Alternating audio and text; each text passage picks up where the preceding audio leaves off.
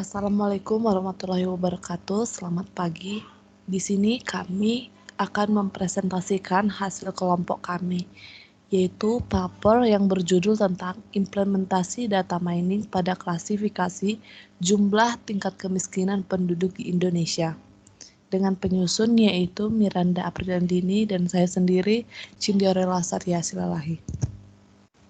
Abstrak. Kemiskinan merupakan menjadi masalah utama dalam setiap negara, khususnya negara Indonesia, dengan peningkatan angka kemiskinan yang kian meningkat dan sulit untuk diatasi. Pada penelitian kali ini, data tingkat kemiskinan penduduk Indonesia yang dipakai adalah data dari tahun 2014 sampai tahun 2021, di mana data akan dikelompokkan menjadi 2 klaster, dengan tujuan penelitian untuk penerapan data mining dalam kehidupan dengan menggunakan metode K-means. 1. Pendahuluan. Salah satu permasalahan yang masih dihadapi oleh negara Indonesia yaitu masalah kemiskinan. Masalah kemiskinan merupakan masalah yang kompleks dan bersifat multidimensional sehingga menjadi prioritas pembangunan. Selama ini, pemerintah Indonesia telah banyak memiliki program-program untuk pengentasan kemiskinan yang ada. Namun, pengentasan kemiskinan tersebut belum mampu untuk menyelesaikannya. Salah satu proyek penting untuk mendukung strategi penanggulangan kemiskinan adalah tersedianya data kemiskinan yang akurat. Ketika data telah tersedia, maka pemerintah dapat mengambil keputusan apa saja yang harus dilakukan untuk penanggulangan tersebut. Selain itu, data yang tersedia dapat membuat pemerintah membandingkan angka kemiskinan dari tahun ke tahun. Menurut Kamus Besar Bahasa Indonesia, kemiskinan adalah keadaan miskin, di mana miskin merupakan keadaan seseorang yang tidak berharta, serba kekurangan, atau berpenghasilan sangat rendah. Pemberantasan kemiskinan harus mempertimbangkan berbagai macam faktor. Clustering atau klasterisasi adalah metode pengelompokan data. Menurut Tan 2006, clustering adalah sebuah proses untuk mengelompokkan data ke dalam beberapa klaster atau kelompok sehingga data dalam suatu klaster memiliki tingkat kemiripan yang maksimum dan data antar klaster memiliki kemiripan yang minimum. Commons clustering adalah salah satu algoritma analisis cluster atau cluster analisis non-hierarki. Analisis cluster merupakan salah satu alat untuk mengelompokkan data berdasarkan variabel atau fitur. Selanjutnya yang kedua ada tujuan dan manfaat. Tujuan penelitian ini adalah menerapkan data mining pada data jumlah penduduk miskin di Indonesia. Dengan data yang digunakan yaitu data pada tahun 2014 sampai 2021, yaitu dengan mengelompokkan tingkat atau jumlah kemiskinan di Indonesia. Manfaat penelitian ini adalah menemukan pengelompokan data tingkat kemiskinan pada tahun 2014 sampai tahun 2021. Dapat melihat pada tahun berapa tingkat kemiskinan yang maksimum dan pada tahun berapa juga tingkat kemiskinan yang minimum. Adapun yang ketiga yaitu rumusan masalah. Yang pertama, apa pengertian kemiskinan? Yang kedua, bagaimana pengembangan tingkat kemiskinan di Indonesia? Yang ketiga, apa pengertian dari clustering? Yang keempat, apa pengertian dari K-means clustering? Dan yang kelima, bagaimana sistem kerja dari K-means clustering? Selanjutnya yang keempat yaitu ada penelitian terkait yang mengacu pada jurnal. Data yang diambil berdasarkan data dari Badan Pusat Statistik atau BPS, tingkat kemiskinan nyaris tidak berubah.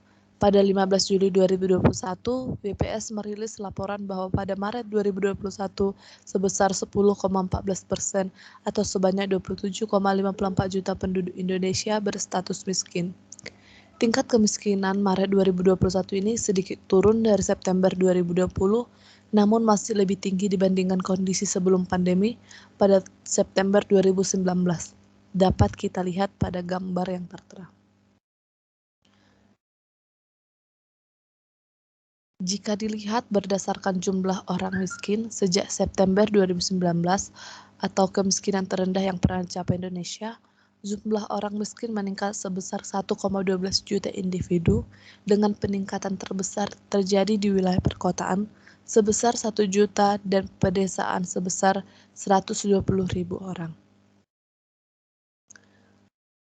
Jika dibagi berdasarkan wilayah, Pola pada gambar 3 di bawah juga terjadi pada wilayah perkotaan dan pedesaan. Namun, penurunan pengeluaran rumah tangga di wilayah perkotaan relatif lebih besar dibandingkan rumah tangga di wilayah pedesaan. Hal ini terjadi karena rumah tangga di wilayah perkotaan relatif lebih terdampak oleh pandemi dibandingkan dengan rumah tangga di wilayah pedesaan.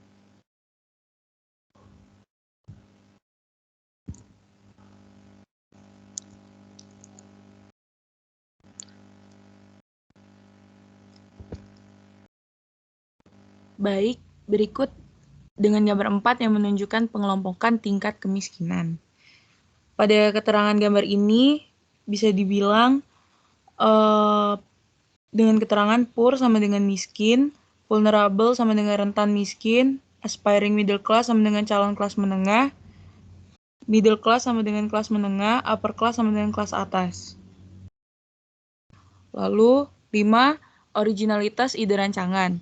Ide dari paper yang kami buat merupakan hasil pemikiran kami sendiri, dengan beberapa acuan dari karya ilmiah lain dan juga menggunakan data penelitian dari hasil seperti Badan Pusat Statistik.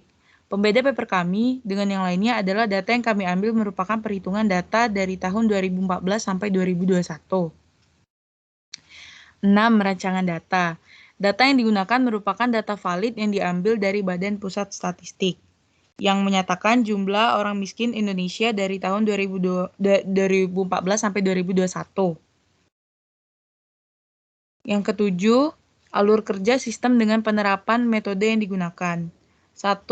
Analisis dan pengumpulan data. Data yang digunakan yaitu data dari BPS dengan tingkat kemiskinan tahun 2014 sampai 2021 yang terjadi di Indonesia. 2. Pengolahan data. Yang pertama, tentukan jumlah klaster K.